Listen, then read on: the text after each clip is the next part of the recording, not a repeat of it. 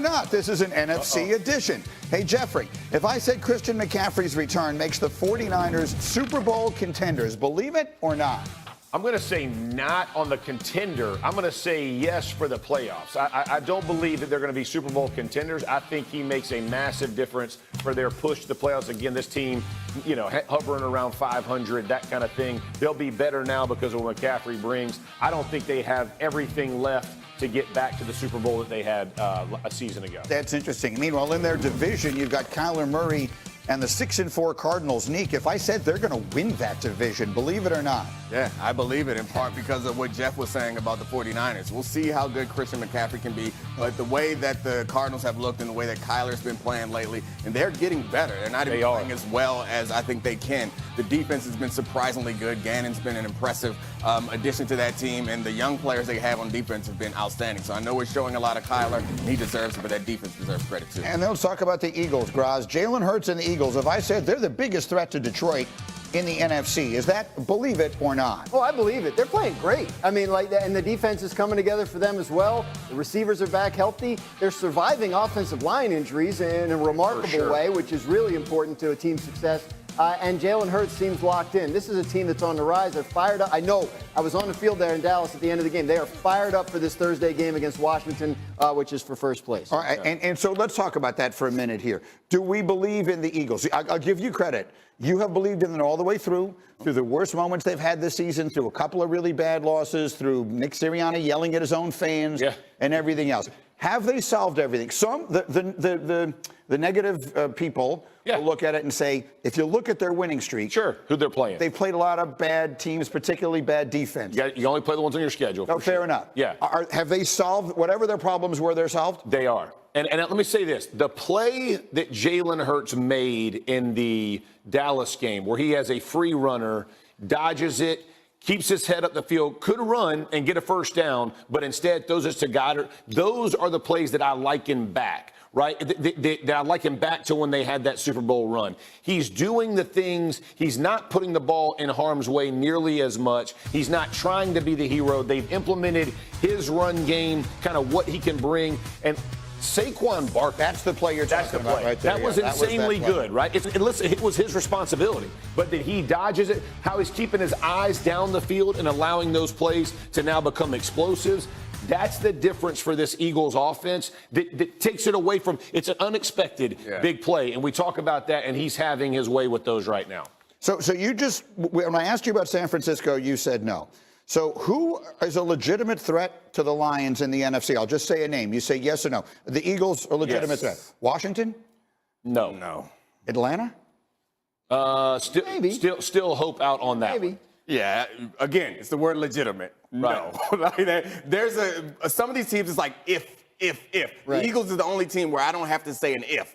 Right. If the defense gets better in Atlanta, yeah. If Jay and Daniels can, or if Lattimore turns out to be a great addition to that defense, then yes. There are a lot of ifs with these other teams. There are no ifs around the Lions or the Eagles to me. And the Lions have settled a lot of questions in their division, right? I mean, they Green Bay or Minnesota, either one. Like they look a lot better than both. Minnesota could have beat them. Minnesota went right down to the end. Legit. Those are both ifs. It's like if Sam Darnold doesn't turn the ball over a bunch. It's a lot of ifs on those teams. It's starting to get a little shaky. Let me say this about the Lions game and what they just did with Houston. The way that D'Amico Ryans and that defense played Jared Goff, copy the model, right? Their game is predicated on a solid run game and a quick game and a lot of intermediate throws over the middle. That step and hop and get in the way of Goff, I'm telling you, it's going to cause problems. They're not the gauntlet of them running through everybody. If you can stop that run, you can change the game and the dynamic of that team. Well, some people think they're not just the best team in the NFC, they're the best team in the NFL. That despite the Chiefs being undefeated. They kept that undefeated streak alive on Sunday. You've seen it by now. They blocked a field goal at the end. They get to 9-0 as they continue just to find ways to win games. They've won 15 straight, dating back to Christmas of last year. But yesterday, Rex Ryan pointing out there are still reasons for concern. I'm issuing a warning right now to this football team. The reason I say you don't have the knockout punch, the reason, what it tells me is, at your very best, what we've seen from you isn't as good as the very best of some of these other teams. So if you look at point differential, I mean, look, the Chiefs, they win every single game. It's very hard to argue with that. Point differential is always positive. The point differential, but it's only minimally positive. Can we put up C29? There have been 32 teams in C's and the A's. Well, listen, My word. well, that's a good graphic. Yeah. Oh, wait a minute. look One at of us. that. Yeah. Their point differential is only plus 58 in a 9-0 start. That is the worst that any team has ever had in history. The second at worst 9-0. The second worst was yours. Yeah. The point is, the more interesting point to me in this is that if you look at some of the other teams that they have to deal with right now, Buffalo's point differential is plus 97. Detroit's point differential is plus 113. Yeah. Philadelphia's is plus 72. What I'm saying is the Chiefs are winning all these close games because they have the best coach and the best quarterback. Does that come back to bite you in the end? Yeah, I mean, I think the problem is when the luck doesn't go your way, you're going to lose. When you play a bunch of close games and it suggests that you are just as talented as the other teams. But the problem with that argument is when you look at all the stats that matter and you can control just for the fourth quarter, they then become the best team in football at everything. That's right. So if you think that there is something special about this coach, something special about this quarterback, something special about this team, that in the fourth quarter they show up, and that reasoning, while it's like contradictory to anything that I would believe generally or that I've ever seen, it holds up when you look at this team. And it's hard to, like, if you just give me a blind resume, I'd say this team that you're showing is not a real legitimate contender because they're barely squeaking by. We've done this time and time again with teams like the Vikings and like last year with the Eagles, and we're always right. The problem is when you look at this team and what they did last year and the year before that and what they're doing at the end of this game, it's hard for me to, in good conscience, say that no, they're not just. And y'all, they're doing this. You, man. They did, but they did. The blocked field goal is when it happened. But That's when it happened. they're doing this with an injured football team. Like, think about Detroit. Detroit has been pretty healthy, right? I mean, they've had some suspension, but their two running backs they have lost some of their best players. They replaced them, so their point differential might not be pretty. You're not betting against them. I'm telling you right now, Detroit played Kansas City in 3. Ain't nobody at this table taking Detroit. I'm just telling you, it wouldn't happen. One trip to Dallas, get that point differential right up there. He's pulling a U-turn. He's agreeing to terms with the Broncos. Welcome to the channel. If you're a die-hard NFL fan or just love football, you're in the right place. Here, you'll find game analyses, highlights, team updates, player news, predictions, and much more. If you want to stay up to date with everything happening in the NFL, make sure to subscribe and hit the bell icon. Let's enjoy some football together. Jerry Jones hints at injury to Cowboys' new starting quarterback amid Dak Prescott's absence.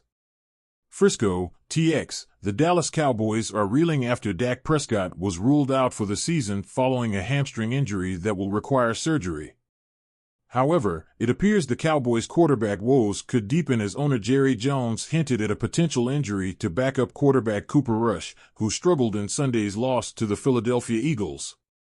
### Dak Prescott's injury.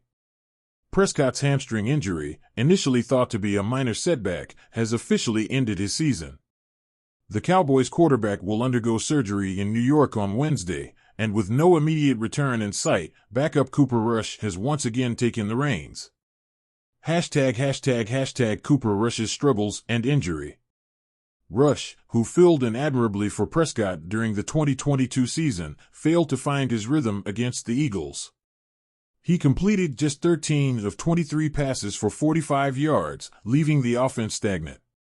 In an interview with Dallas radio station 105.3 The Fan, Jones revealed that Rush may have been affected by a neck strain sustained on a fumble early in the game. "I'm not so sure. He had quite a neck strain on that first fumble," Jones said.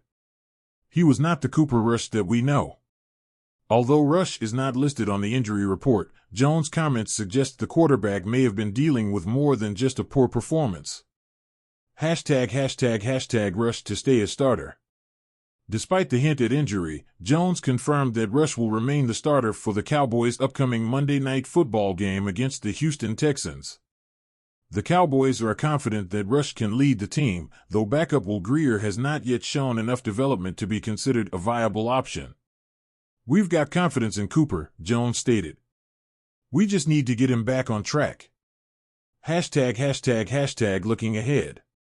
With Prescott sidelined and Rush dealing with potential injury, the Cowboys' quarterback situation remains a major question mark. While the defense and running game remain strong, the offense's success will largely depend on how well Rush can manage the role moving forward. Fans will be watching closely as the Cowboys try to stay competitive in the playoff race. Thank you for watching Cowboys Update. If you enjoyed this video and want more content about the Dallas Cowboys, be sure to give it a like and subscribe to our channel so you don't miss any news, interviews, or analysis in the future. See you in the next video.